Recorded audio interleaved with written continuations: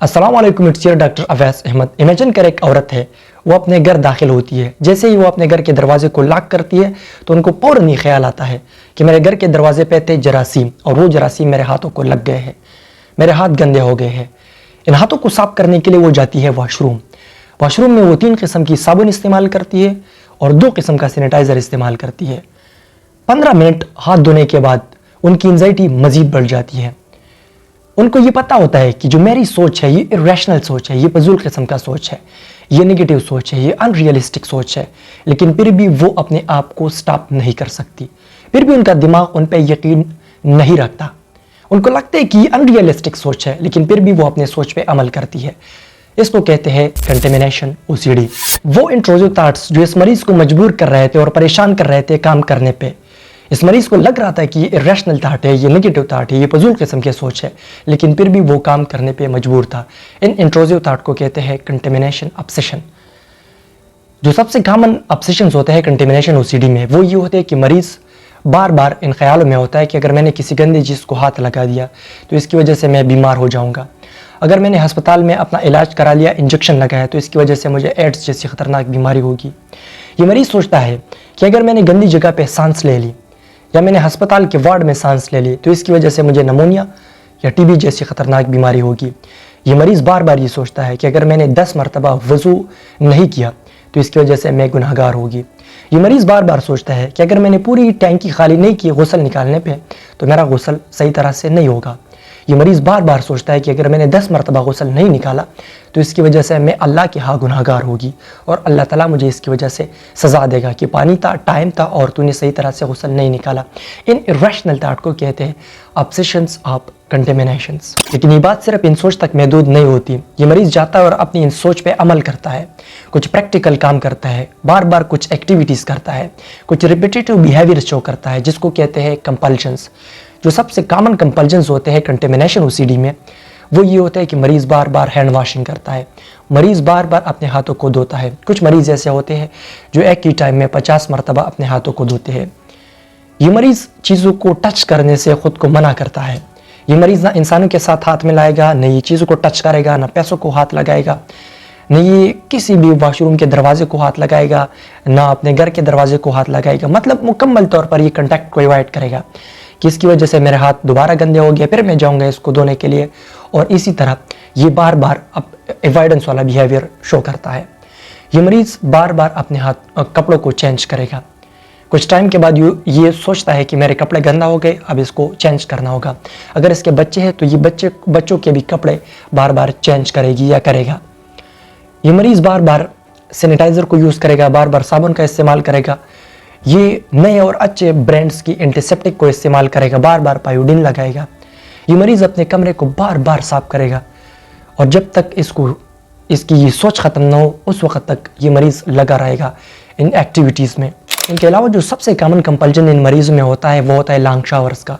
ये मरीज़ घंटे लगाता है गुस्ल निकालने पे, ये घंटे लगाता है ख़ुद को साफ करने पे। अपने इन ऑब्सेशन को ख़त्म करने के लिए ये पूरी टैंकी को खाली करता है। लेकिन टाइम टू टाइम इनकी एंजाइटी और इनकी ये फियर मज़ीद ज़्यादा होती है। टाइम टू टाइम इनके स्किन ख़राब हो जाते हैं, इनको बार बार एक्जिमा और स्किन की एलर्जीज़ वाली बीमारी होती है और ये मरीज़ सोशली आइसोलेट हो जाते हैं। यार मजाक नहीं कर रहा, जो बातें मैंने शेयर की ये प्रैक्टिकल बातें हैं।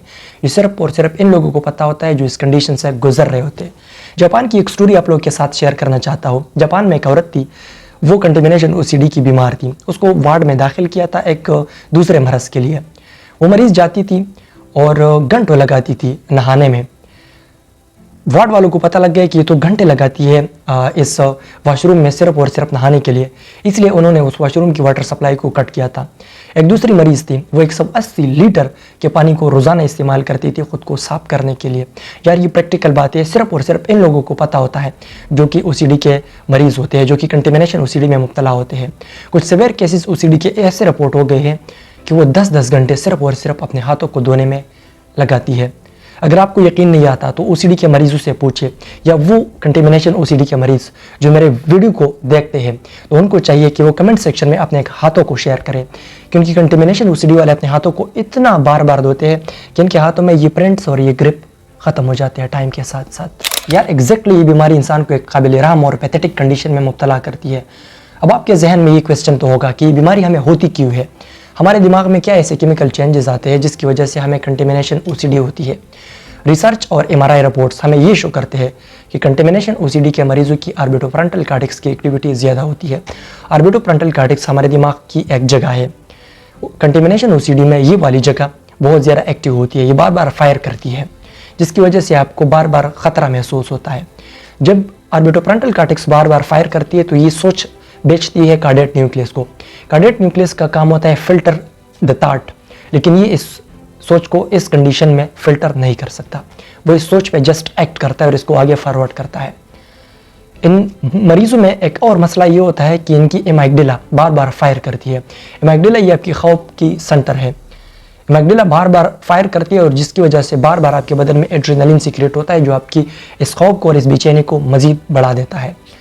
इसके अलावा इन मरीजों में सेरोटोनिन का लेवल बहुत कम होता है, या जैसे ही ये परेशान होते हैं तो इनकी सेरोटोनिन की लेवल मुकम्मल तौर पर ख़त्म हो जाती है, क्योंकि सेरोटोनिन बहुत जल्दी कंज्यूम हो जाती है। सेरोटोनिन का लेवल इन मरीजों में कम होता है, ख़त्म होता है। इसकी वजह से इन मरीजों को बार बार ऑब्सेशंस आते हैं। जितना सेरोटोनिन का लेवल कम, इतनी ऑब्सेशंस मरीजों को ज़्यादा होगी। इसके अलावा इन मरीजों में ग्लूटामेट का लेवल ज़्यादा होता है। ग्लूटामेट आपके दिमाग को एक जज्बात वाले हालत में रखता है। ग्लूटामेट हमारे दिमाग का एक्साइटेटरी केमिकल है, जो कि आपको हर वक्त बेचैनी और परेशानी में रखता है। इसके अलावा हमारे कार्डियक न्यूक्लियस में डोपामीन का इम्बैलेंस होता है, इसलिए कुछ मरीजों में एंटीसाइकोटिक देते हैं। डोपामीन के इम्बैलेंस की वजह से ये मरीज़ जाता है और बार बार अपने हाथों को धोता है, बार बार कंपल्जन वाला बिहेवियर शो करता है। साइकेट्रिक एस्पेक्ट को समझने के बाद साइकोलॉजिकल एस्पेक्ट की बात करते हैं। कंटेमिनेशन ओसीडी को साइकोलॉजी के लैंग्वेज में आप लोगों के साथ एक्सप्लेन करना चाहता हूँ। एक थ्योरी है जो मैंने बार बार शेयर की है, जिसको कहते हैं behavioural theory of OCD. Behavioural theory of OCD हमें ये कहती है कि ओसीडी की बीमारी आपने अपनी ज़िंदगी में सीखी है, कुछ बिहेवियर आपने अपनाए हैं जिसकी वजह से आप इस लूप में स्टक है। आपको बार बार ओसीडी के ऑब्सेशंस आते हैं और बार बार आप जाते हो कंपल्जन के लिए।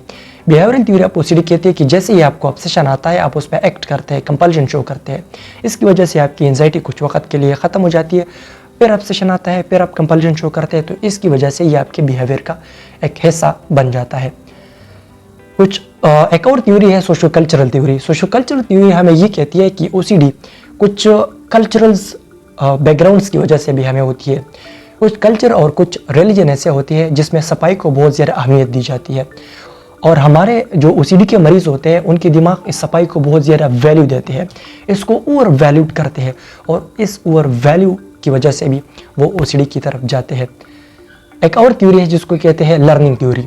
लर्निंग थ्योरी हमें ये बताती है कि वो घर, वो पेरेंट्स, वो वालिदैन जो अपने बच्चों को मामूली बातों पे कहते हैं कि हाथ न लगाओ, हाथ गंदे हो जाएंगे, कपड़ों को चेंज करो, आप गंदे हो गए हैं, जो अपने बच्चों की बहुत हद से ज़्यादा ख्याल रखते हैं, तो उसकी वजह से भी उसको ओसीडी की बीमारी लेटर लाइफ में हो सकती है, क्योंकि वो बच्चा सीख जाता है, उसका दिमाग ये सीख जाता है कि सफाई का मतलब होता है, गंदगी का मतलब होता है ख़तरा, और ख़तरे से ख़ुद को बचाने के लिए आपने बार बार ख़ुद को साफ रखना है, और इसी तरह वो ओसीडी का मरीज़ बन जाता है।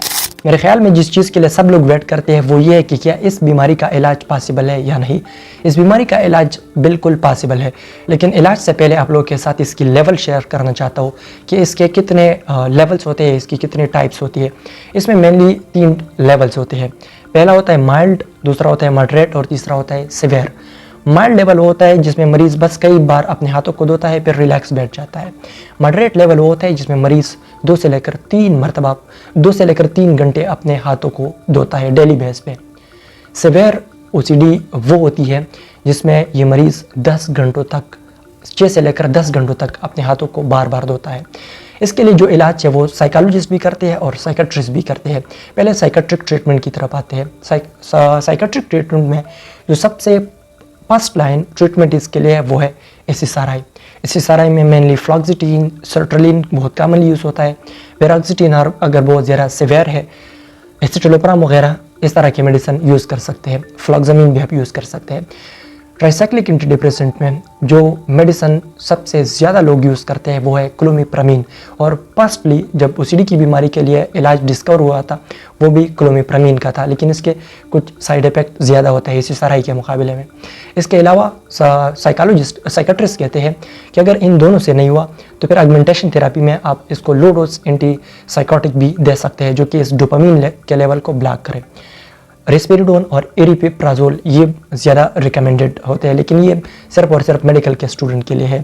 इसके अलावा अगर ग्लूटामेट का लेवल इन मरीज़ों में ज़्यादा है, मतलब उनकी एक्साइटेशन लेवल बहुत ज़्यादा है, तो उसके लिए मिमेंटीन और इन एसिटाइलसिस्टीन जैसे मेडिसिन भी आने वाले टाइम में हम यूज़ कर सकते हैं।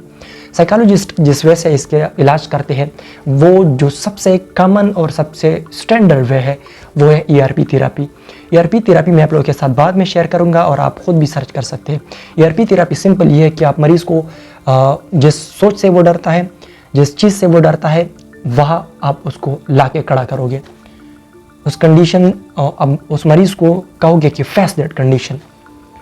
अगर वो दरवाज़ा चेक करने से बार बार डरता है तो उसको दरवाजे के सामने खड़ा करोगे और उसको कहोगे कि जाना नहीं है यहाँ से, देखो इस दरवाजे को। या आप ऐसा भी कर सकते हैं कि इस मरीज़ को कहो कि दरवाज़ा लॉक करो और फ़ौरन जाओ, और मरीज़ को फिर बिज़ी रखे 30 मिनट के लिए कि वो दोबारा इस दरवाजे की तरफ ना आ जाए। या इसी तरह अगर उसकी ये ऑब्सेशन होती है कि अगर मैंने चूल्हे को बंद नहीं किया तो इसकी वजह से चूल्हा गैस ओपन हो जाएगा और सारा घर जल जाएगा, तो आपने मरीज़ को ले जाना है चूल्हे के पास, उसको कहना है कि बंद करो इसको। जैसे ही वो बंद करेगा फिर मरीज़ को 1 घंटे के लिए उस चूल्हे से आपने साइड पे रखना है। इसी तरह उसकी एंजाइटी ख़त्म हो जाएगी। लेकिन ERP की मुकम्मल थेरेपी मैं आप लोगों के साथ बाद में शेयर करूँगा। हैबिट रिवर्सल के ज़रिए से भी इसका इलाज पॉसिबल है और ERP के ज़रिए से भी इसका इलाज पॉसिबल है। अगर किसी को OCD की कंटेमिनेशन OCD की बीमारी है, क्या एक्सपीरियंस उसका रहा है, वो मेरे साथ कमेंट सेक्शन में डिटेल के साथ शेयर करें। Thank you so much. जज़ाकल्लाह। अल्लाह हाफ़िज़।